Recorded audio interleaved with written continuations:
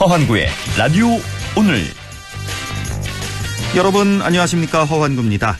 제8회 전국 동시지방선거가 이제 하루 앞으로 다가왔습니다. 오늘은 여름 날씨를 방불케 할 정도로 무더웠는데요. 이 더위 속에서도 이번 선거에 출마한 후보들은 한 표라도 더 얻기 위해 막판까지 최선을 다하고 있습니다. 이제 오늘 밤 자정이 되면 모든 선거운동을 마치고 민심의 선택을 기다려야죠. 어떤 후보가 우리 지역을 위해 진심으로 일할 진짜 일꾼인지 제대로 잘 살펴야겠습니다. 아직도 이런 후보가 있다는 게 더 신기한데요. 일부 지역에서 돈으로 표를 사려는 과거의 돈선거 망령이 되살아나고 있다고요. 황당합니다. 이런 후보 절대 뽑아서는 안 되겠죠. 꼼꼼히 잘 살펴서 제대로 일할 진짜 후보에게 소중한 한 표를 선물해야겠습니다. 5월 31일 화요일 라디오 오늘, 광고 듣고 시작합니다.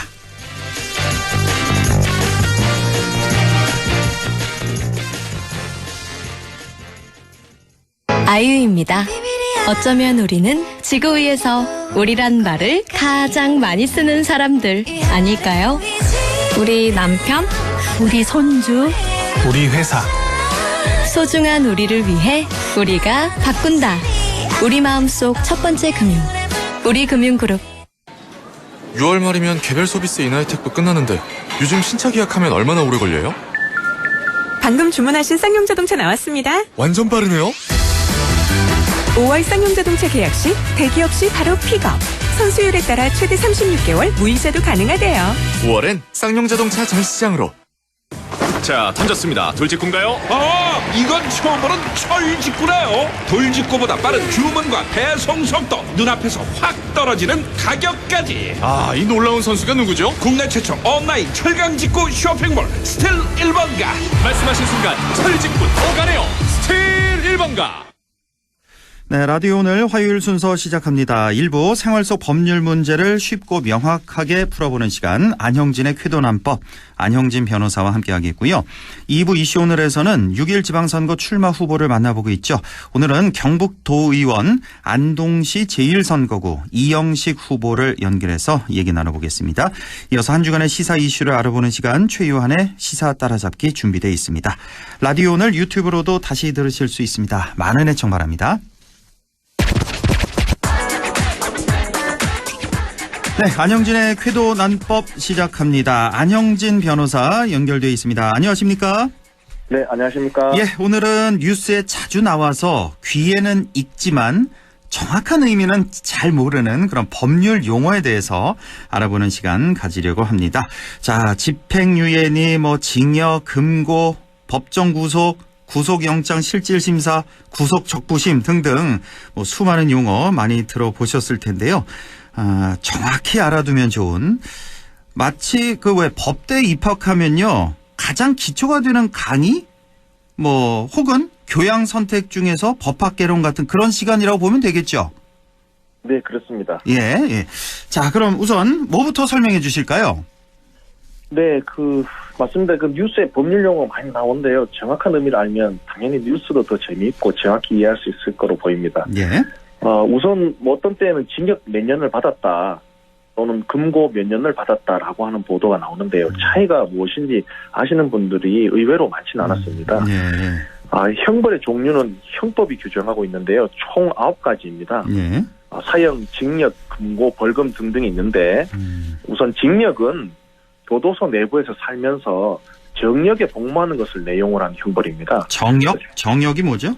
그러니까 정해진 일이라는 거죠. 정해진 일을 해야 하기 때문에 역자, 예, 역자가 붙어 징역입니다. 우리가 보통 징역 2년 받았다 그러면 가서 그냥 수감돼 있는 것뿐만 아니라 여기에 정해진 일을 해야만 하는 거죠, 반드시. 그렇습니다. 예.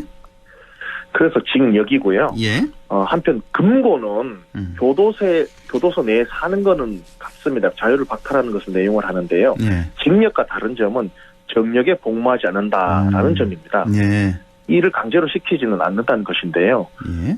과실범이나 정치범과 같이 다소 명예를 존중할 필요가 있는 범죄에 부과되고 있는 형벌입니다. 예. 우리 법학 서적에는 명예적 구금이라고도 설명하고 있습니다. 다만 이제 금고를 받은 수용자도 신청을 하면은 예. 수용생활을 하면서 일을 할 수는 있습니다. 예. 지금 이제 징역과 금고 차이점 설명을 해주셨는데 예. 징역은 수감 생활 중에 정역 이제 정해진 일을 꼭 해야만 하는 거고 금고는 예. 수감 생활만 하는 거죠. 일은 하지 그렇습니다. 않고. 그럼 대부분 시간은 뭐 하나요? 그 금고형을 받은 분들은? 그래서 사실 금고형도 기간이 많은 경우가 있는데요. 예예. 뭐 상당수는 이제 본인이 스스로 일을 신청해서 하고 그런 경우가 많은 것으로 그래요? 알고 있습니다. 사실 좀 이게 그 어떤 교도소 내에서는 시간이 안 가는 걸로 그렇죠. 많이 이제 회자되고 있는데 그런 점 때문에 예. 금고의 경우에도 일을 신청해서 잡아줘 하는 경우가 많다고 알고 있습니다. 금고형을 받아도 내가 일하고 싶다 그럼 일을 할 수 있는 거고. 그런데 그 그렇습니다. 반대로 징역형 받은 분들이 나는 일하기 싫다 그러면 안 해도 되는 건 아니죠. 그거는. 그 경우에는 교도소 내부에 이제 자체적인 징계 절차가 있습니다. 아 그래요. 그러면 예. 그 횡령 실적에 따라서 뭐 가석방도 하기도 하고 여러 가지 혜택이 주어지고 또는 제재가 가해지는데 네. 징역의 경우에 그런 그 징역에서 일을 하는 건 당연히 형벌의 내용인데 그걸 거부하게 되면은 당연히 그렇죠. 가석방이나 기타 횡령에서 불이익을 받게 됩니다. 예. 그 다음에 이제 또 벌금형이 있죠. 예예. 예. 그 벌금형 같으면은 당연히 돈을 내면 되는 건데요. 네.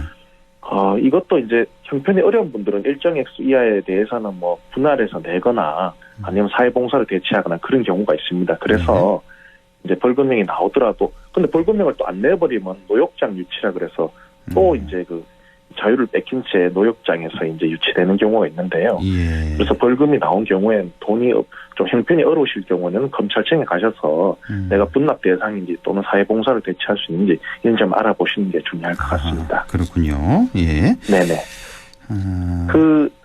이게 좀 벌금형 참 징역과 관련해서 알아두실 거는 네. 이게 미국 같으면 뭐 징역 200년, 300년 이런 거 이렇게 선고했다라고 보도 맞아요. 보시는 경우 왕왕 있으실 거예요. 예, 봤어요. 우리나라 경우는 어떨까요? 이제 우리나라는 무기징역 같으면 당연히 평생을 사는 것인데요. 예. 유기징역, 즉 기간에 제한이 있는 징역의 경우에는 형법 제45조에 의해서 최대 50년까지 선고될 수 있습니다. 유기징역은 50년까지 최대. 예, 최대 50년이요. 그래서 이제 기억하시기 좋게 우리나라의 경우에는 유기징역은 최대 반백년이다 이렇게 기억하시면 되겠습니다. 그렇게 기억하시나요? 예. 예. 최대 반백년. 그래서 참 여기서 드릴 말씀은 뭐 우리나라 형이 미국은 200년, 300년도 때리는데 예. 우리는 너무 이렇게 약하지 않느냐, 판사들이 예. 뭐하냐 이렇게 비판하시는 분도 계신데 맞아요. 법 자체가 유기징역은 50년까지만 최대 50년이라서 예. 법관들의 잘못이라기보다는 이제 법률 자체가 50년을 제한하고 있어서 그렇다라는 말씀을 드리고 싶습니다. 그리고 아까 왜 저 가석방 얘기 잠깐 하셨잖아요. 예를 들어 뭐 예. 5년 살다가 뭐 4년 징역하고 1년 남았는데 가석방 되는 경우. 예. 이럴 때 뭐 가석방 요건이 따로 있나요, 혹시? 예, 가석방 요건은 예. 물론 이제 좀 행령 성적을 고려합니다. 모범적으로 생활했는지 예. 하는데 이제 그 형이 내려진 그 일정 부분 이상을 예. 이제 지나야 할 수 있다는 거죠. 그렇죠. 뭐 예를 들어 뭐 반 정도 이상은 해야 예를 들어서 뭐 그렇게 예, 그렇습니다. 가석방할 예를 수 들자면 있다. 이제 그런 측면이 있는 그런 거죠. 경우고 뭐 징역 10년 받았는데 뭐 1, 2년 살다가 뭐 수감 생활이 모범적이다 그래서 나올 수는 없는 거고. 그다음에 가석방이라는 용어가 있고 또 사면이라는 용어도 쓰잖아요. 예, 이것도 예. 좀 차이점이 있는 거죠. 사면은 완전히 그 죄를 안 지은 걸로 이렇게 되는 겁니까? 전과 기록도 완전히 없어지는 건가요? 예, 먼저 이제 아까 말씀드린 가석방에 대해서는 예. 이제 무기형 같은 20년 이상은 살아야 되고 예. 그리고 유기징역 같은 형기의 3분의 1 이상이 지나면은 3분의 1. 그 경우에 한해서 이제 가석방을 할 수 있습니다. 그렇군요. 행령이 양호하다든지 그런 점 이제 일정 부분 지나야 된다는 거고요. 그게 예. 무기형은 10년, 유기형은 형기의 3분의 1이 지나야 된다는 거고요. 최소한. 예. 예, 그렇습니다. 그 딱 법률 그 형법 제72조 1항에 규정이 되어 있습니다. 예. 사면은 뭐 어떻습니까? 우리 왜 대통령 사면, 뭐 특별 사면 이런 얘기 많이 하잖아요. 그럼 사면을 예. 받게 되면 완전히 예를 들어 내 그 전과 기록도 없어지는 건가요? 어떻게 되는 거죠? 그 사면 같으면 이제 지금 살고 있다가 예. 그럼 앞으로 형을 안 살아야 된다 뭐 이런 부분이 있을 수 있는데 예. 다만 그 경우에도 그렇습니다. 이제 전과 기록에 대해서 예를 들어 정치인들이 예. 어떤 징역형을 선고받거나 뭐 과거의 전과 때문에 피선거권이 박탈되는 경우가 있습니다. 그러니까요. 그때는 복권을 해준다. 복권을 해주고. 예, 그 권리를 다시 회복시켜 준다는 건데요. 그래서 예. 원래 이제 그 뭐 정치자금법이나 기타 선거법으로 이제 직을 잃으면 향후 10년간 피선거권이 없습니다. 그래서 예. 정치인들 10년을 이제 기다리면서 하는데 가끔은 이제 그 사면 복권이 내려져서 예. 10년이 지나기 전에 출마하기도 하는데요. 예. 그 사면은 사면이고 복권은 복권이고 그렇습니다. 이게 상당히 차이가 있는 거군요. 그러니까 가석방하고 사면하고. 이걸 왜 여쭤봤냐면 그 이재용 부회장 같은 경우에 현재는 예. 가석방이 된 상태잖아요.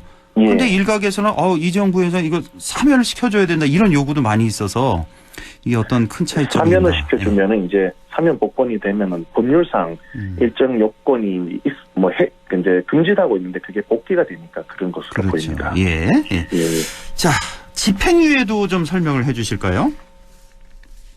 예, 그 집행유예는 많이 들어보셨을 건데요. 예, 형은 예. 선고하되 집행은 하지 않는다는 뜻 그대로입니다. 네. 근데 예전에는 집행유예가 징역형과 금고형에 한해서 인정이 되었습니다. 예, 예. 그런데 최근에는 벌금형에도 집행유예가 가능해졌는데요. 벌금형에도요? 집행유예. 그렇습니다. 그럼 예를 들어 이게 뭐 좀- 벌금이 1,000만 원 나왔다. 집행유예 예. 2년이다. 그러면 벌금을 안 내는 건가요? 그러면 이렇게 되면? 벌금을 이제 선고를 하는데 2년 지나면 예. 해도 된다는 겁니다.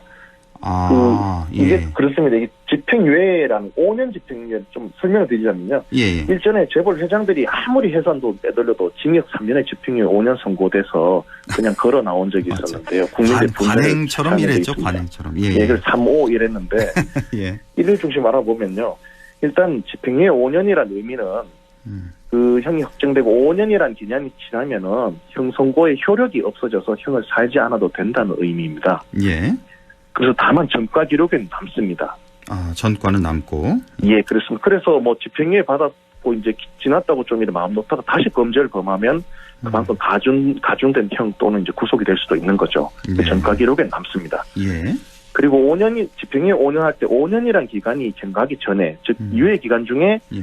고의로 범한 죄로 금고 이상의 실형을 선고받아서 그 판결이 확정되면 집행유예 자체가 실효됩니다. 예. 다시 말해서 예를 들어서 5년 기간 내에 또 다른 나쁜 짓을 범해서 징역 2년을 선고받아서 확정되면은 예. 이전에 집행유예받은 3년에 예. 다시 선고받은 2년 더해서 총 5년을 살아야 됩니다.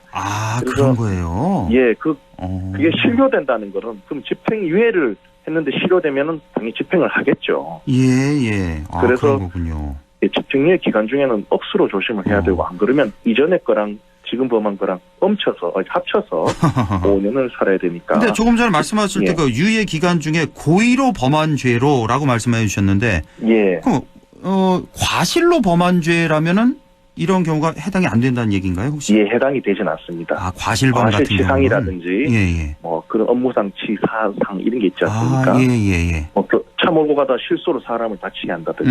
네. 그러니까 실수로 인한 범죄까지 이걸 실효시키면 좀 가혹한 측면이 있어서 이제 고의로 인한 범죄로 제한해놨고 예. 실형 금고 이상의 실형을 선고받아 확정된다 이런 요건을 갖다 놨습니다. 예. 자, 그런데 보통 보면 이제 징역 3년에 집행유예 5년 이 선고가 많은데 예. 뭐 이유가 혹시 있습니까? 이게 3.5 예, 원칙이. 이게 참 이유가 있는데요. 예.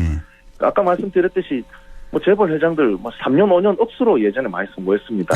예. 근데 이게 왜 그러냐면 집행유예를 선고할 수 있는 징역이나 금고의 상한이 3년이라서 그렇습니다. 그래요. 만약에 이제 예를 들어 3년 1개월 또는 3년 2개월을 징역이나 금고를 선고한다. 예. 이러면 아예 집행유예 자체를 선고할 수가 없습니다. 예.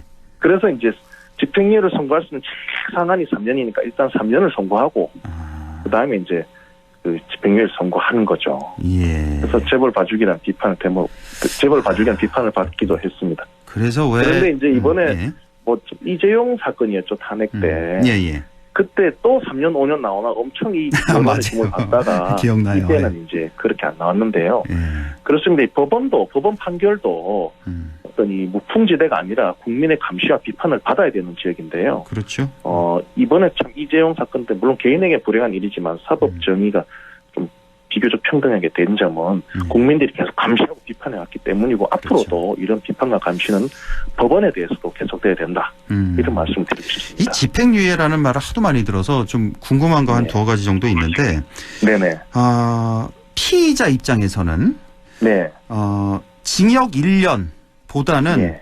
뭐 징역 3년에 집행유예 5년 받는 게 더 좋을 거 아니에요. 바로 징역 살이를 안 해도 되니까. 그렇죠. 그렇습니다. 예, 그렇긴 한데 그래서 이 집행유예를 같이 선고하는 경우가 있고 아니면 그냥 징역만 선고하는 경우가 있는데 혹시 이거 네. 뭐 기준이 따로 있는 겁니까? 아니면 판사의 그냥 재량만으로 하는 겁니까? 이게 좀 헷갈리더라고요. 일단은 예. 이제 실무상에는 집행유예가 예.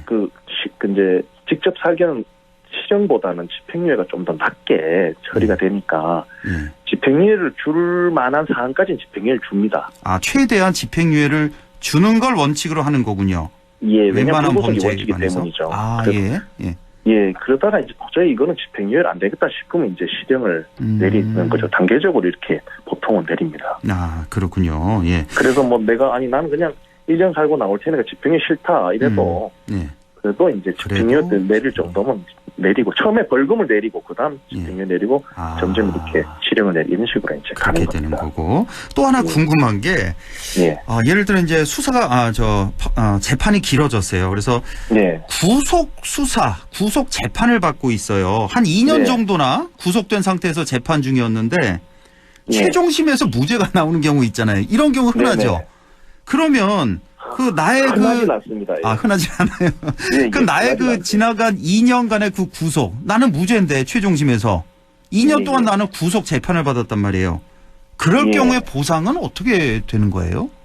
그냥 뭐 금전 그 보상만 경우에도 하는 건. 이제 일단은 무죄 판결 받으면은 그 예. 판결이 공시하게 돼 있고 둘째로는 본인이 무고한 상태로 이제 이렇게 그 영어의 몸이 되었지 않습니까? 그에 그렇습니다. 대해서는 예. 법률이 딱 그 보상액을 정해서 주고 있습니다. 아, 보상액이 정해져 있군요. 정해져 있습니다. 아. 그래서 뭐 예를 들면 정치인 중에도 예. 지금 대통령 취임 준비 위원장인 거 하셨던 박주선 씨 있지 아, 않습니까? 예. 그분이 유명한 게 세 번 구속, 세 번 무죄라고 이제 하는데 아, 예, 그분도 이제 그분도 정치계에서는 정말 뭐랄까요? 좀 특이한 케이스인데 그때도 다 보상을 국가가 해줬습니다. 해주도록 되어 있습니다. 그러니까 그 사람의 평소 뭐 네. 소득 수준 뭐 이런 거에 따라서 차별받는 게 아니라 딱 정해져 있나요? 구체적인 거에 대해서는 제가 한 번 더 확인해 봐야 되는데요. 예, 알겠습니다. 법무부 자체 규정이 있어서 다 지급을 하고 있습니다. 다만 예. 그렇습니다. 지금 무죄 구속돼서 한참 재판 가서 고등법원이나 대법원에서 풀려나면 보상금 받아도 뭐 하겠습니까? 이미 헝클어질 때도 그러니까요. 헝클어졌는데. 맞습니다. 예.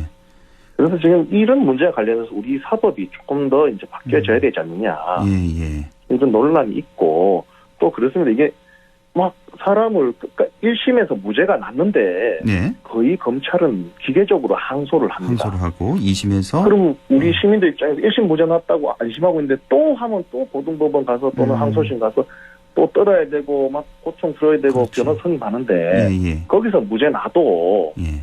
뭐 특별히 보상해 주는 건 없거든요. 뭐 그렇죠. 검찰청에서 사과하는 것도 없고요. 예. 그래서 이런 어떤 검찰의 기계적인 항소 관행이라든지 그리고 1심 무죄 났는데 2심 무죄 또 나도 아무런 사과 말씀이라든지 보상을 안 하는 것은 네. 조금 개정돼야 되지 않을까, 개혁되지 않을까 예. 이런 생각을 해봅니다. 그러니까는 뭐 무죄 추정의 원칙에 의해서 불구속 수사, 불구속 재판을 좀 더 넓혀가야 된다. 뭐 이런 의미이신 것 같은데요. 그렇죠? 예. 그렇게 보면 될 것 같고.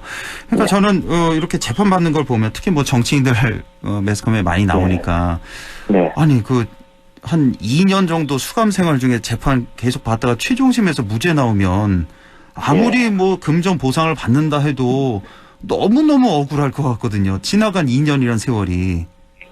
그래서 이럴 때는 그렇습니다. 참 당해본 사람만 아는데 저도 예. 이렇게 저는 변호인으로서 지켜볼 때 이게 참 말할 수 없는 뭐가 바뀌어야 된다 이런 생각은 많이 듭니다. 정말 안타깝습니다. 그렇죠. 예. 예. 지금 오늘 준비하신 내용 각종 압수수색부터 해서 구속영장, 영장실질심사, 구속적 부심 등등, 기소유예 등등 여러 가지 법률 용어 준비를 하셨는데 요거는 다음 시간에 계속 이어가면 좋을 것 같아요. 왜냐하면 우리 일반인들도 이런 법률 용어는 알아두면은 상당히 도움이 되니까요. 예, 특히나 이게 요번 내일 선거가 있는데요. 예. 선거 그 얘기만 할까요? 이런 선거법? 용어가 굉장히 많이 등장할 겁니다. 예. 특히 압수수색 이런 게 많이 등장할 건데 다음 주에 이어서 좀 더 현실과 밀착돼서 방송을 하도록 하겠습니다. 한 30초 정도 남았으니까 내일 이제 선거일이니까 선거법 관련해서도 한 말씀만 짧게 해주시면 좋을 것 같은데요. 요 말씀 꼭 드리고 싶은데요. 예.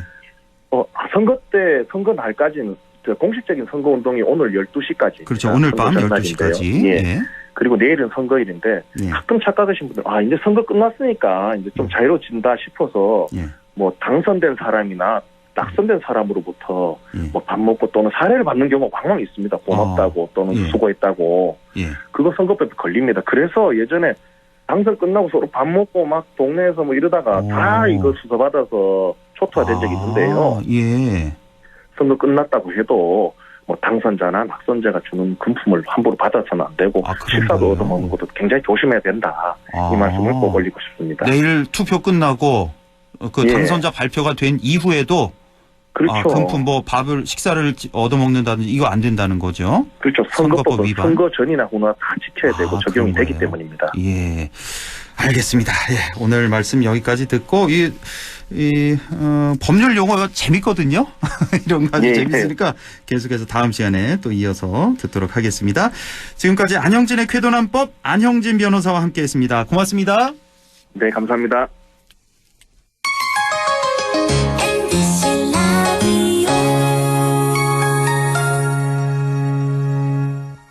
가구 살 땐 꼭 한번 가보자. 안동 명품 가구 백화점. 흑표 흑침대, 양성국 갤러리, 금성침대, 한국 가죽 소파, 장수돌 침대. 다양한 브랜드 가구를 한 곳에서 쇼핑할 수 있는 대형 가구 전시장. 안동 명품 가구 백화점. 처음 귀농한다고 영천에 내려왔는데 앞으로 어쩌나 막막했죠. 그런데 체계적인 교육 시스템도 있고 도와주시는 분들도 많고 이제는 좋습니다. 다시 결정해도 영천으로 올 것 같아요. 전환생활의 꿈, 귀농귀촌 1번지 영천시가 함께합니다. 안동과학대학교에서 6월 13일까지 지역산업연계 바이오 백신 인력 양성과정 교육생을 모집합니다. 신청 자격은 만 18세 이상 만 39세 이하의 경력 단절 또는 미취업자로 안동시에 거주 중이거나 안동시 교육기관 졸업생 혹은 졸업 예정자라면 누구나 지원 가능하며 교육비는 전액 무료입니다. 교육생들에게는 월 100만 원의 교육지원금을 지원합니다.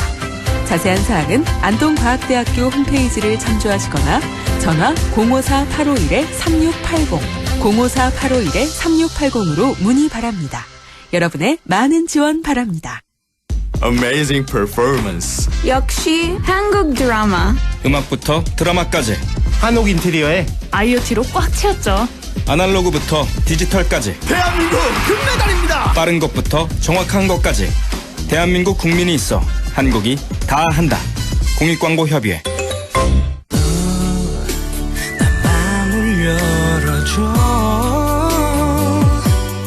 다가가 나 속삭이도록 언제나 내 생각으로 행복해야 해요. MBC 라디오 100.1 MBC 라디오. 네, 6시 28분 42초 지나고 있습니다. 이슈 오늘 시작하죠. 6.1 지방선거 이제 하루 앞으로 다가왔습니다. 광역의원을 뽑는 선거구 가운데 안동시 제1선거구 후보들을 만나보고 있는데요. 오늘은 마지막으로 무소속 이영식 경북도의원 후보를 연결해 보겠습니다. 이영식 후보님 안녕하십니까? 예, 안녕하십니까? 예, 선거운동 하시느라 많이 힘드시죠? 예, 괜찮습니다. 벌써 6시간도 안 남았네요, 이제. 운동할 시간이. 그렇죠. 예. 자, 이번 6.1 선거를 통해서 경북 도의원에 이제 세 번째 도전을 하고 계신데요. 예. 출마의 변부터 좀 들어볼게요. 예. 우선 저는 경상북도 의원 안동시 제1선거구에 출마한 무소속 기호 4번 이영식입니다. 내일이 투표일인데 바로 전날 허안구의 라디오 오늘 프로에서 시민 여러분께 인사드리게 되어 좋은 기운을 받을 것 같아 행운으로 생각합니다. 저는 지난 2010년 도의회에 진출해서 재선 도의원으로 8년간 활동하다가 4년간 자연인으로 돌아와서 주민들과 부대끼면서 특히 코로나로 인한 고통받고 계시는 서민들과 함께 지역 현안에 대해서 많은 고민을 했습니다. 예.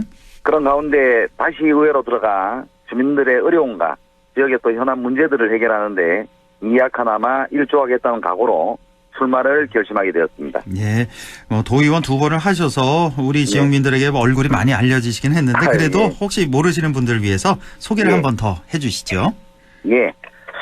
저는 안동에서 태어나서 또 초중고등학교를 안동에서 마쳤습니다. 특히 제가 또 기억에 많이 나는 거는 제가 경안고등학교 2학년 때 또 MBC 차인태에 장학퀴즈에 출연해서 주장원을 했던 그런 기억이 납니다.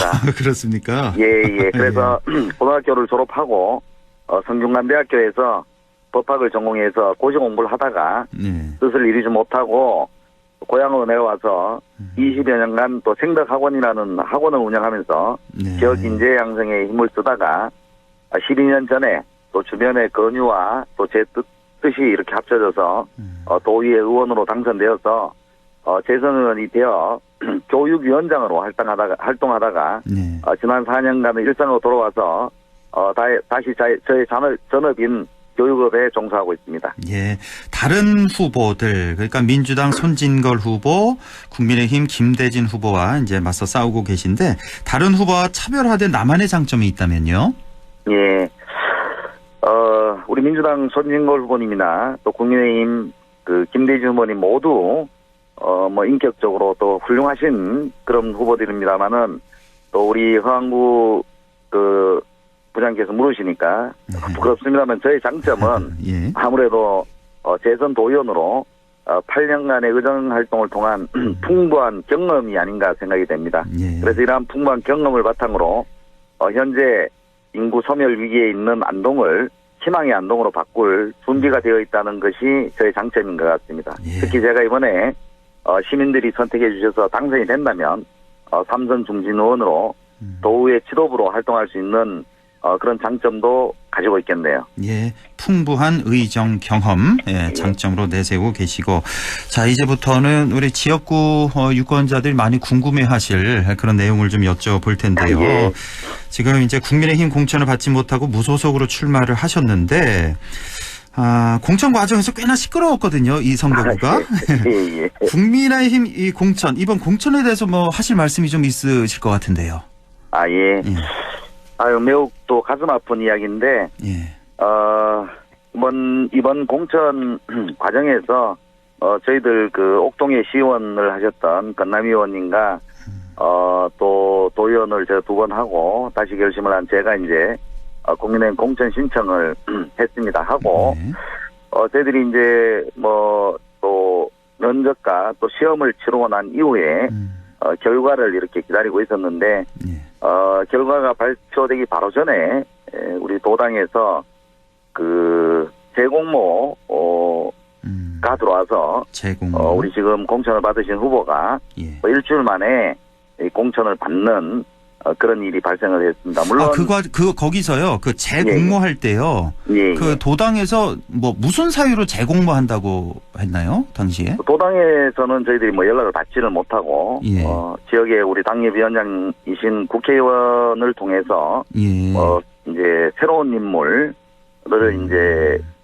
가 같이 하겠다라는 그 이유로, 특별하게 저희들이 결격 사유라든지, 또 이번에 공천 배제 사유라든지 그런 것들에 대해서는 듣지를 못했습니다. 우선은 이 재공모한다는 것 자체를 좀 수긍하기가 좀 어려우시겠네요. 그래서 재공모 사실도 저희들이 모르고 있었고.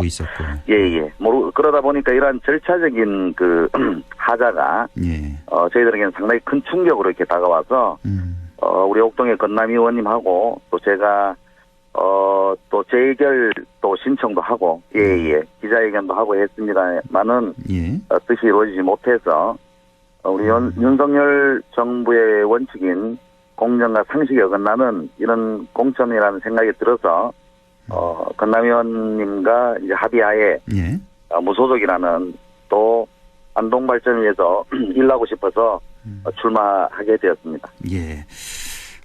어제 그 인터뷰를 저희가 그 김대진 국민의힘 후보와 좀 했었는데요.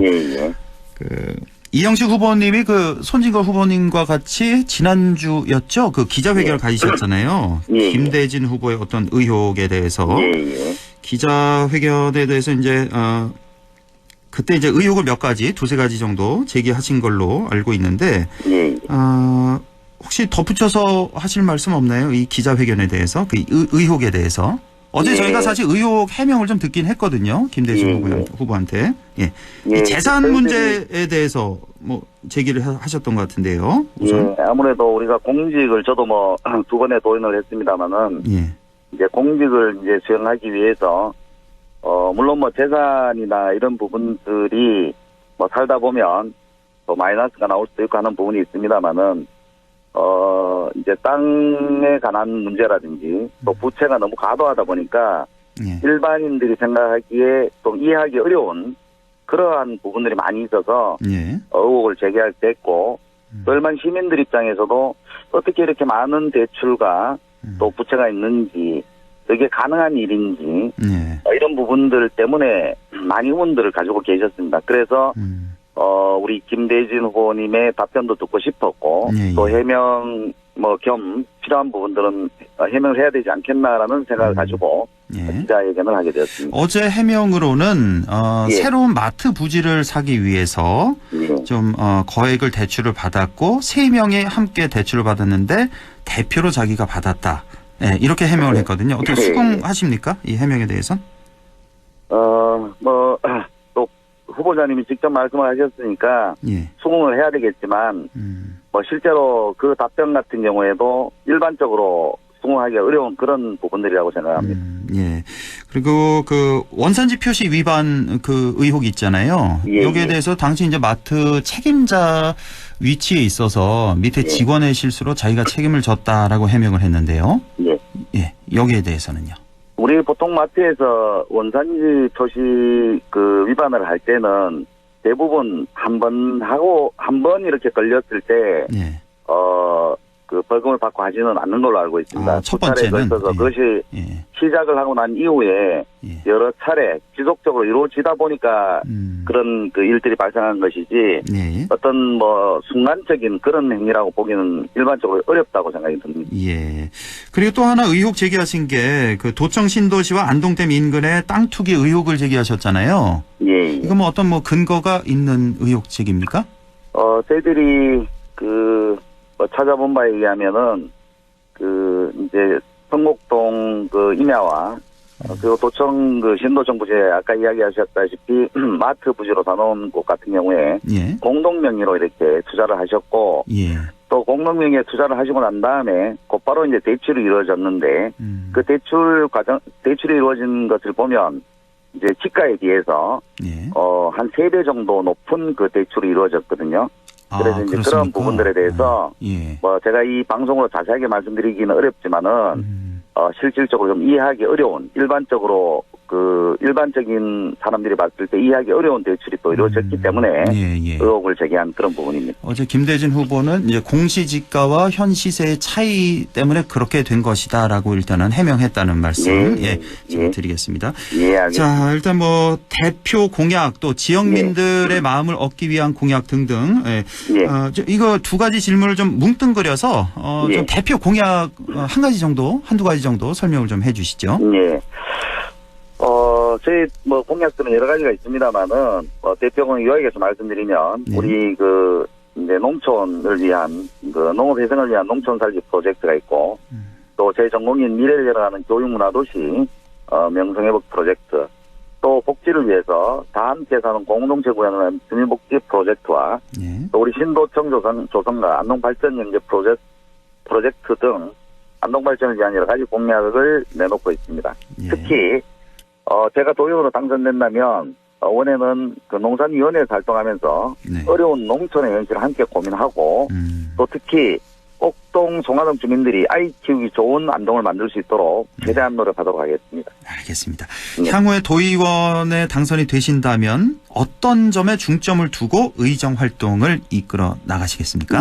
저희 전공 분야인 교육 문제뿐만 아니라 주민복지 또 문화인프라를 조성하고 농촌 살리기에 중점을 두고 의정 활동을 할 생각입니다. 그리고 얼마 전에 제가 도청 신도시 우리 안동에 위치하고 있는 코롱 하늘채를 방문하고 깜짝 놀랐습니다. 아, 왜요? 아침 저녁으로 출퇴근 시간에 예. 아파트 입구에서 50m 도로 큰 도로로 나오는데 거의 예. 30분이 걸리는 완전 교통 그래요? 지옥이 이루어지고 있어서 거기가 뭐 불과 100m 남짓 될까요? 그 정도? 예, 100m 그렇죠, 남짓인데 예, 예. 나오면서 이제 그 예천에 위치한 우방아 위셰르가 코롱 하늘채 그 아파트 주민들이 동시에 나오면서 거기 또 신호가 있잖아요. 예, 우회 도로가 없어서 정말 그 고통을 받고 있는 그 현장을 보면서 예. 제가 삼선 도의원이 돼서 좀 힘 있는 도의원이 되면 예. 이 문제들을 조금 더 쉽게 해결할 수 있지 않겠나 그런 결심을 이렇게 하게 됐습니다. 그 왜 도청 뒤편으로 이렇게 나는 우회도로 말씀하시는 거잖아요. 예, 맞습니다. 그 뭐 비용도 많이 들고 해서 지금 여러 가지 논의는 하고 있습니다만은 실질적으로 여러 가지 문제들을 주민들 같이 협의해서 특히 시의원들 또 시장 군수님들과 함께 협의해서 좋은 결과 나올 수 있도록 노력을 하도록 하겠습니다. 거기 실제로 살고 있는 도청 그 신도시 주민들이 그 도시를 굉장히 많이 원하고 있는 걸로 알고 있거든요. 뭐 교통 문제 등등으로 해서 지금 진척된 사항이 전혀 없는 겁니까? 뭐 일부 협의는 하고 있는 걸로 알고 있습니다만은 협의 단계. 협의를 하면서 여러 가지 대책을 논의를 하고 있습니다만은 비용 문제라든지 또 이제 도와 또 개발공사 또 시군과의 여러 가지 협의 과정이 많이 남아 있어서 난항에 붙여 있는 걸로 알고 있습니다. 그 짧은 100m 도로 큰 도로 나오는데 30분 걸린다는 말, 상당히 놀랐습니다. 예, 맞습니다. 저도 많이 놀랐습니다. 이 정도의 주민 불편이 있다면은 다른 것도 아니고 삶의 질 문제 아니겠습니까? 예, 맞습니다. 도와 개발공사 등등 정치권이 함께 좀 진척된 그런 내용들 노력을 해야 될 것 같습니다. 자, 마지막으로 이제 지역 주민들 유권자들에게 당부하고 싶은 말씀 해주시죠. 예, 제가 정당 공천을 받지 못했습니다만은 이번에 무소속 후보로 출마하면서 여러 가지 어려움이 많았습니다. 그렇지만은 주변에서 많은 격려와 또 저한테 대한 응원으로 오늘까지 이렇게 선거를 할 수 있었던 것 같습니다. 이번 선거는 정당 공천을 받은 후보도 중요하지만 정말로 안동 발전을 시킬 수 있는 인물을 판단해서 투표해 주신다면 제가 삼선 도의원으로 안동 지역 발전을 위해서 혼신의 힘을 다하겠습니다. 내일 우리 시민 여러분들의 소중한 한 표가 안동의 미래를 바꿀 수 있음을 확신합니다. 꼭 도와주십시오. 감사합니다. 예, 지금까지 안동시 제1선거구 무소속 이영식 경북도 의원 후보를 만나봤습니다. 의원님 말씀 잘 들었습니다. 예, 감사합니다. 예, 고맙습니다. 네, 시간이 많이 흘렀네요. 최요한의 시사 따라잡기 바로 연결하겠습니다. 방탄소년단이 백악관을 방문한다는 소식 제가 어제 클로징에서 잠깐 말씀드렸는데 오늘 이 소식이네요. 백악관에 초청을 받은 방탄소년단이 이제 바이든 대통령과 현지 시간 31일 그러니까 우리 시간으로 내일 될 것 같은데 아시아계를 대상으로 한 혐오 범죄 등에 대해서 의견을 나눈다고 하네요. 이 소식 알아보겠습니다. 최요한 시사평론가와 함께합니다. 안녕하십니까? 예, 반갑습니다. 최요한입니다. 예, 이번에 이제 미국 대통령이 대중예술인 그것도 K-팝 아티스트를 백악관으로 초청했다. 이거 상당히 이례적이라고 할 수 있겠죠? 그렇죠. 이례적일 수밖에 없습니다. 지금 보니까 내일, 그러니까 한국 시간으로 1일 새벽 4시라고 합니다. 4시, 예, 새벽 4시에 백악관을 방문한다라고 하고요. 방탄소년단이 아시아계를 향한 증오범죄에 대해서 그동안 꾸준히 목소리를 내온 데에 따른 것이고, 세계적인 스타로서 그룹의 사회적 영향력을 높이 사서 이번 초청이 이루어진 것으로 해석이 됩니다. 그러니까 방탄소년단과 미국 대통령과의 만남은 미국에서의 인종혐오 범죄에 경종을 울리는 계기가 될 전망이다. 현지 언론들은 그렇게 해석하고 있습니다. 인종혐오 범죄가 이제 대화의 주제가 될 것 같고 방탄소년단 입장에서도 이 백악관 초청 상당히 좀 영광스러울 것 같고 큰 기대가 될 것 같고 우리나라 뭐 예술인으로서는 처음 아닐까 싶은데요. 사실 그렇죠. 예. 이 방탄소년단 리더 RM이 지난 26일 밤 팬 커뮤니티 위버스를 통해서 살다 보니 별일이 다 생긴다. 예, 좋은 일로 다녀오는 것이 잘 다녀오겠다. 저번 미국 여행할 때 백악관 먼 발치에서만 보고 왔는데 들어가 보게 되었다라고 소감을 밝혔습니다. 그러니까 바이든 대통령과 방탄소년단 이번 만남에서 아시아계 대표성 문제를 비롯해서 뭐 코로나19 이후 부상한 반아시아 혐오 범죄, 차별 이렇게 논의할 것으로 예상되는데요. 그러니까 백악관 지금 반아시아 혐오 차별이 최근 몇 년 동안 더욱 두드러진 것으로 보고 있고요. 여기에 대해서 이제 한마디에서 전 세계적으로 영향력을 펼칠 사람이 누구냐? 이거는 방탄소년단밖에 없다. 이렇게 판단한 것 같습니다. 그 정도입니까? 예. 방탄소년단이 그동안에 이 혐오 범죄 이슈에도 목소리를 꾸준히 내왔다면서요? 그렇습니다. 유니세프와 전 세계 희망을 전하는 Love Myself 캠페인을 진행했고요. Black Lives Matter, 그러니까 흑인 목숨도 소중하다. 이 캠페인도 참여를 했습니다. 근데 방탄소년단에 참여하면 방탄소년단만 하는 것이 아니라 거기에 따르는 수백만 명의 이 아미들, 팬클럽이 같이 움직여요. 그렇겠죠. 그렇죠. 예. 그래서 그 선한 영향을 끼친다 이렇게 평을 받을 수밖에 없는 것이고요.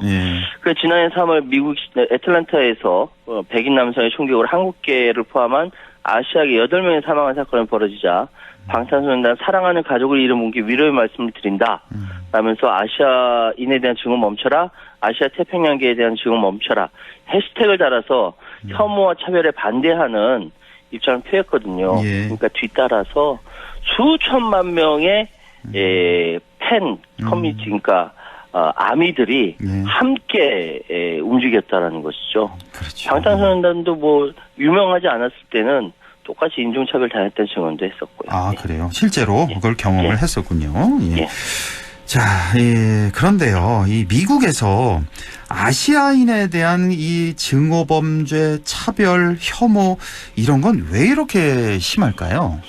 지금 2020년, 그러니까 그 코로나가 막 시작돼서 막 퍼졌을 때 아시아계를 노리는 증오범죄가 급증했다라고 해요. 그러니까 사람들이 오고 가지 못하니까 전체 그 범죄는 2019년 대비 감소했는데 7% 감소했는데 아시아계를 향한 증오범죄가 149%나 증가했다는 겁니다. 2배 넘게 2배 반 증가했네요. 그렇죠. 그런데 이건 뭐냐면은 그때 정권이 이제 트럼프 행정부였고요. 트럼프 행정부의 태도 때문이라는 얘기가 있는데 트럼프 전 대통령이 내내 그 중국 바이러스 쿵푸 바이러스라고 칭했거든요. 맞아요. 예. 그래서 지금 상황은 트럼프 전 대통령이 코로나19를 아시아계와 연관 지은 것이 아시아계 대상 범죄 증가로 이런 측면이 크다. 왜냐하면 백인 지지층을 의식해서 아시아계에 대한 혐오를 부추겼다라는 거거든요. 이 트럼프의 이 원인도 빼놓을 수 없겠군요. 자, 근데 그 당시에 보면 이제 참 너무 끔찍한 게 그냥 길을 가다가 갑자기 이유 없이 폭행을 이렇게 당하는 심각한 상황. 특히 왜 여성들을 대상으로 더 그랬던 것 같은 그런 기억이 있거든요. 여성이 약자잖아요. 그러니까요. 약자에 대해서 폭행을 하는 거예요. 그러니까 한참 코로나가 뉴욕에 창궐 했었을 때 2020년 3월에 뉴욕 맨하탄에서 한국계 여성이 그냥 길을 가다가 머리채 잡히고 폭행 당했다라는 거예요. 또 한 달 후 4월 달에는 뉴욕 브루클린에서 아시아계 여성이 염산 테러 당했다. 아무 이유 없습니다. 묻지마 범죄고 또 여성들이에요. 약하니까 공격을 하는 거거든요. 그러니까 지금 뉴욕 경찰은 미국 아시아계 미국인에 대한 폭행 중 3분의 1은 증오범죄일 가능성이 크다. 이렇게까지 발표했습니다. 그래요. 3분의 1 정도. 자, 그런데 조금 전에 왜 트럼프 대통령이 증오범죄 이거를 좀 너무 부추겼다. 이것도 원인 아니냐 이런 지적을 해주셨는데 그 전에요. 뭔가 좀 뿌리 깊은 원인이 좀 있을 것 같은데요. 맞습니다. 사실은 미국 사회 전반에 흐르는 아시아계에 대한 질시, 편견, 잘못된 고정관념 등이 상당했다는 분석도 나와요. 쉽게 말해서 한마디로 이제 공부 잘하는 당신들이 주류 백인 못지않게 잘 먹고 잘 사는데 무슨 차별을 받는다고 그러냐. 이런 아시아인들이 백인 못지않게 너무 잘 먹고 잘 산다.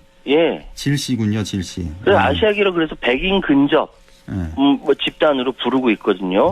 근데 실제로 자료를 보니까 2019년 미 인구 통계국 자료에 보면은 아시아계 미국인 가구의 중위소득이 98,174달러, 백인이 76,057달러고 히스패닉이 56,113달러고 흑인 46,073달러예요. 이 중위소득. 제일 높네요, 그러면 아시아계가. 아시아계가 제일 높아요. 소득이.